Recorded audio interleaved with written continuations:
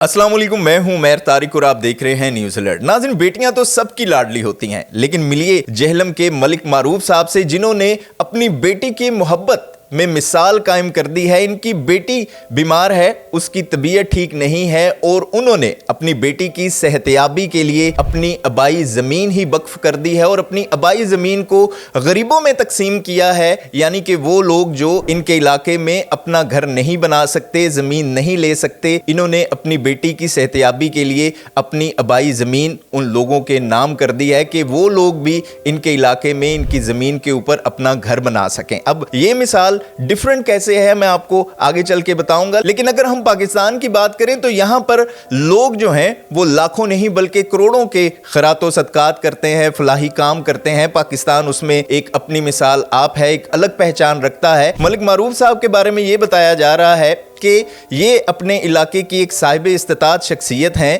और ये पहले भी अपने इलाके में फलाही काम करवाते रहते हैं। लेकिन यहां पर आप ये देखें कि आपके लिए आबाई जो ज़मीन है उसकी वैल्यू क्या होती है। ख़ास तौर पे हमारे ख़ित्ते में या हमारे मुल्क में अगर हमें ज़रूरत नहीं है तो हम किसी भी हाल में अपनी आबाई ज़मीन को हाथ नहीं लगाते, आबाई ज़मीन को नहीं बेचते। वहाँ पर काश्त हो रही है, नहीं हो रही, वो बंजर है, लेकिन फिर भी हम अपनी आबाई ज़मीन से मोहब्बत इतनी करते हैं, लगाव इतना होता है हमारा कि हम उसे अपनी औलाद के बाद अपने सबसे कीमती चीज़ समझते हुए उसके ऊपर कोई कंप्रोमाइज़ नहीं करते। लेकिन मलिक साहब जो हैं वो साहिब इस्तिताअत भी हैं, वो ये भी कर सकते थे कि अपने इलाके में कहीं और जगह ख़रीद कर इन लोगों के नाम वक्फ कर देते, लेकिन उन्होंने जो किया है कि अपनी बेटी की सेहत के लिए अगर सदका किया है तो अपनी मनपसंद चीज का सदका किया है। मेरे ख्याल में इससे बड़ा खूबसूरत अमल कोई नहीं हो सकता। और दूसरी बात यह कि इस वीडियो में देखें कि इस शख्स के चेहरे के ऊपर आपको अपनी बेटी की मोहब्बत झलकती हुई नजर आएगी और इनका यह भी कहना था अल्लाह ताला ने अगर वक्त और इजाजत दी